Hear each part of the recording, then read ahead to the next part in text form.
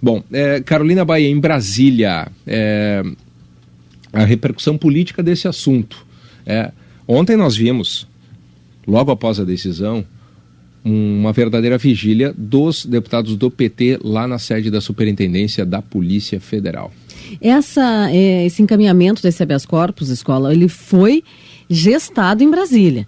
Ele é uma iniciativa de parlamentares, de deputados da bancada do PT, que são advogados, todo esse movimento liderado pelo deputado Vadir Damus, pelo deputado Paulo Teixeira, que são advogados, e pensaram esse passo a passo, com o auxílio de um outro advogado também do Partido dos Trabalhadores, ligado ao Partido dos Trabalhadores, com a participação do líder do PT na Câmara, o deputado Paulo Pimenta. Portanto, não foi uma iniciativa da defesa do ex-presidente Lula, a defesa que estava encaminhando todos os processos, como, por exemplo, do advogado Sepúlveda Pertence, ex-ministro. Aliás, o Sepúlveda ficou sabendo disso quase na última hora. E eles não concordavam, os advogados do processo não concordavam muito com essa ação, que, como eu volto a dizer, que foi muito mais uma ação política para ter efeitos, exatamente para ter esse efeito que tem hoje, essa confusão toda. Porque no fundo, esses deputados, eles nem acreditavam muito no sucesso do encaminhamento desse habeas corpus, porque ele vem trazendo como justificativo um fato novo que não é fato novo na escola. Dizer que o ex-presidente Lula pleiteia concorrer à eleição. Pois é, eu acho que aí reside. Vamos lá para a origem, tá? Tem várias coisas a serem avaliadas aqui, tá? Mas lá na origem desse pedido, o argumento usado para basear a decisão do desembargador Favretto. Carolina, no dia 23 de janeiro, o ex-presidente Lula veio aqui a Porto Alegre, um dia antes do julgamento do TRF4, e fez um verdadeiro comício aqui. Exatamente. Ninguém negou que aquilo foi um comício, preparando a pré-campanha dele, que ele pretendia fazer, ou pretende fazer, para esse ano. A caravana do ex-presidente Lula pelo interior do sul do país aqui, pelo interior do Rio Grande do Sul, pelo Nordeste. Pelo Nordeste, se colocando inclusive como candidato. Qual é o fato novo que existe nessa... Não há qualquer fato novo. Mas houve esse encaminhamento, toda essa questão gestada, portanto, como eu estava contando a vocês, lá em Brasília, como um ato político. Poderia ter sucesso por algumas horas, como teve, e depois se tornar um grande assunto, um grande tema que reacende a chama da militância petista. Essa chama que já estava se apagando, estavam meio desanimados. É muito difícil, Escola, manter uma mobilização em torno de um possível candidato que está preso. Por mais que o PT argumentasse que ia manter a candidatura do ex-presidente Lula até o fim, dentro do próprio partido já vão a surgir pressões para que tivesse um plano B, um outro nome para começar a fazer a candidatura. Porque, é claro, a militância estava desanimada. Toda essa confusão desse final de semana reacende a chama da militância. Esse foi o efeito que eles conseguiram com isso. Agora, Escola, temos que também fazer um destaque. A reação do juiz Sérgio Moro contribuiu para este efeito de reacender a chama da militância. O juiz Sérgio Moro fez uma manifestação lá em Curitiba, na tentativa que seria de derrubar a decisão aqui do desembargador que estava de plantão, e que acaba também alimentando toda essa narrativa de que o ex-presidente Lula é um perseguido, de que tem uma perseguição de Curitiba, sendo que toda a questão se resolve aqui mesmo, no Tribunal Regional Federal da 4ª Região, com a decisão do juiz relator e em seguida do próprio presidente do TRF4. Bom, ontem a nossa produção aqui da Rádio Gaúcha entrou em contato já ainda no início da tarde, com o desembargador Rogério Favretto. E ele conversou com a nossa produção, disse que não iria dar entrevistas aqui para a Rádio Gaúcha, porque estava muito atarefado, e eu consigo compreender isso. Ao longo da tarde insistimos mais uma vez e ele não nos atendeu. O espaço continua aberto, acho que cabe uma manifestação na medida em que nós estamos aqui exaustivamente, com toda a relevância e a necessidade, avaliando uma decisão que foi dada por ele, é uma decisão dele. Eu quero ir adiante nessas repercussões.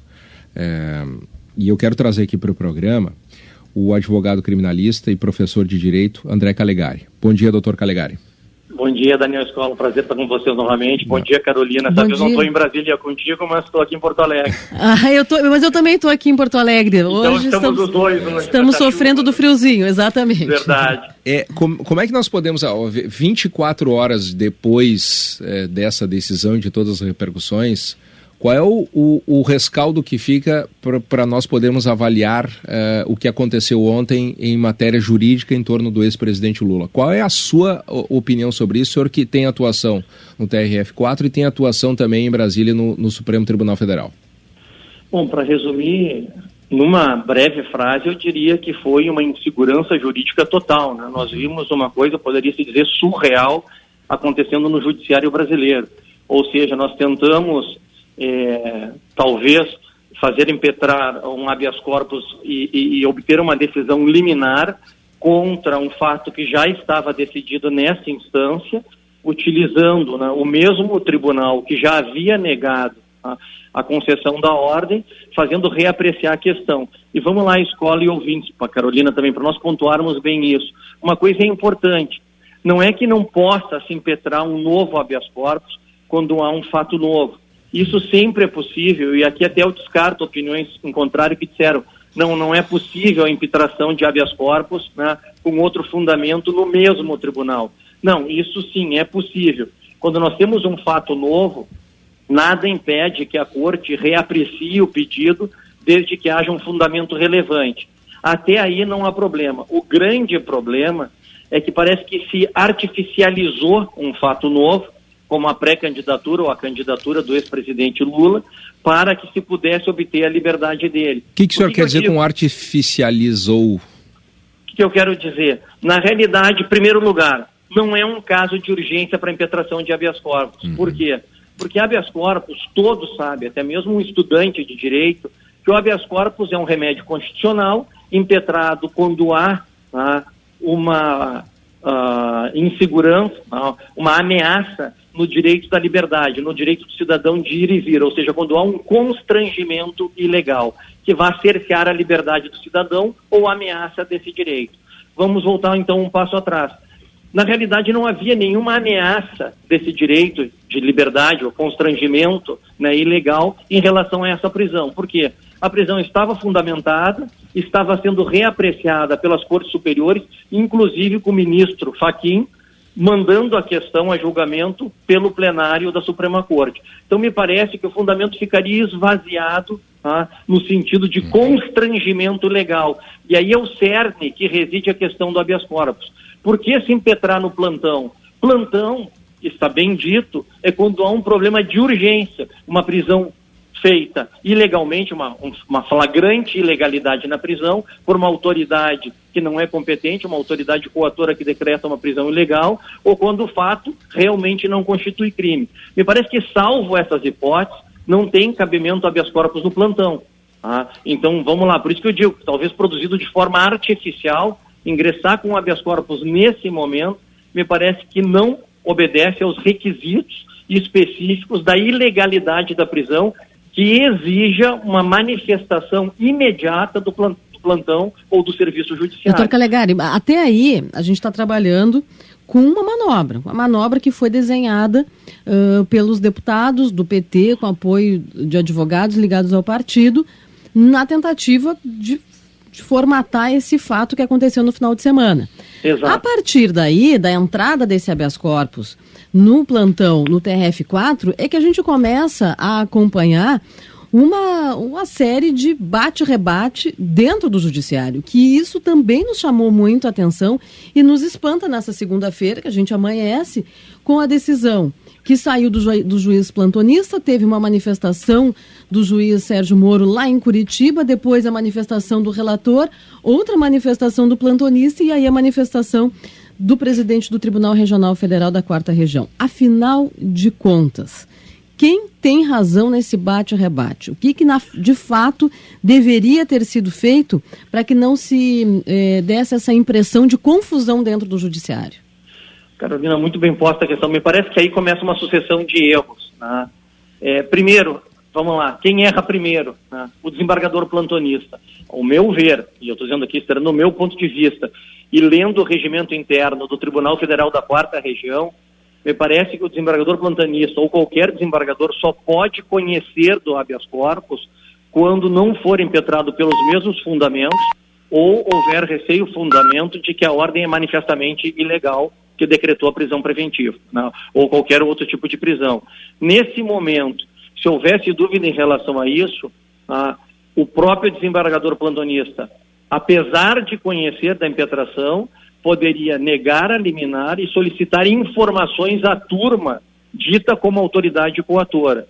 Então esse seria o caminho natural, mas não a plena concessão da liminar. De outro lado, o juiz Sérgio Moro se discute se poderia, logo após a manifestação da concessão da ordem, se manifestar contra uma decisão emanada pelo tribunal. Me parece que também não poderia. Por quê? Porque aí haveria uma decisão de um juiz de primeiro grau contrariando uma corte superior. Tá? O desembargador Gebran, depois, quando avoca. Bom, esse é o juiz natural da causa, esse é o relator. Tá? Que a ele talvez devesse ter sido distribuído e dirigido ao habeas corpus originariamente, se não fosse o serviço de plantão. Então, avoca os autos, muitos dizem que não tem avocação, não existe uma previsão legal, mas ele é o juiz natural da causa. Então, despacha e corrige a situação no seu entender, que era uma situação posta de forma ilegal pelo plantonista. E vem, por fim, o presidente do tribunal, após essa celeuma jurídica causada por todos os que tiveram intervenção prévia, dizendo pela manutenção da prisão que havia sido decretada pela corte. Ou seja, há uma sucessão de erros, nunca vista na sessão judiciária aqui do Rio Grande do Sul, e isso nos entristece porque enfraquece e nos deixa com uma sensação de insegurança jurídica. Se foi uma manobra perpetrada pelos advogados, eu não quero afirmar isso, só estou dizendo, mas que se foi esse o caminho, inclusive o ministro Veloso disse que isso pode ter sido uma opção da defesa, então eu estou utilizando as palavras do ministro Veloso, não quer dizer que o juiz plantonista ou o desembargador plantonista tenha que aceitar de tal manobra, porque verificando que não é caso de flagrante ilegalidade na manutenção da custódia preventiva, ele pode simplesmente não conhecer da impetração do habeas corpus. E, doutor Calegari, outra dúvida que também fica, e hoje há todo um questionamento a respeito disso. A Polícia Federal deveria ter cumprido a primeira decisão do juiz plantonista ou aguardado, como aguardou, o final de toda a discussão? Eu acho que a Polícia Federal, em primeiro lugar, nós temos que colocar algumas coisas que isso também chamou atenção. Eu não vejo como um descumprimento. Primeiro, não se cumpre uma ordem. Nós sabemos que toda a formalidade legal na expedição de um alvará de soltura, ela obedece determinados requisitos. Para quem advoga no dia a dia sabe que desde a liberação, ou seja, a expedição do alvará, até a colocação em liberdade do paciente ou do preso, existe um trâmite burocrático e legal para ser observado. Quer dizer, não toma decisão e se cumpre 5 minutos depois, né? Não é como o desembargador Favreto, aí com a máxima vênia, todo o respeito a ele, sabe que em 1 hora não se libera ninguém no Brasil. Primeiro, existe toda uma ritualística de informação da decisão que vai ser comunicada ao delegado plantonista, existe todo um procedimento de checagem da ordem que foi emanada, da verificação do preso, da verificação da condição de saúde e da verificação do exame médico legal para que ele seja posto em liberdade. Veja que a decisão foge aos padrões legais e aos padrões usuais, eu diria, que até mesmo dispensa o exame de corpo de delito, que não é usual isso no sistema brasileiro. Então, na realidade, me parece que foi um atropelo em querer cumprir a decisão, determinando que fosse cumprida no máximo em 1 hora. É curioso, então, é estranho isso, é inusitado? É inusitado, porque nós tivemos vários alvarás já de liberdade, em que todos eles obedeceram à ritualística devida, ou seja, foi informado a autoridade competente que deveria colocar em liberdade a pessoa, foi feito o trâmite legal, foi conferido checagem de dados do preso, foi feito o exame de corpo de delito, e após isso a pessoa foi posta em liberdade. Mas nunca vi uma liberdade com prazo de 1 hora para ser cumprida. É a primeira vez. Doutor André Calegari, muito obrigado pelo seu esclarecimento, pela entrevista mais uma vez aqui ao Gaúcha Atualidade. Obrigado, Daniel Escola. Forte abraço para vocês, para ti também aí, Carolina Bahia. Obrigado. Obrigado. Professor de Direito Penal, advogado criminalista André Calegari.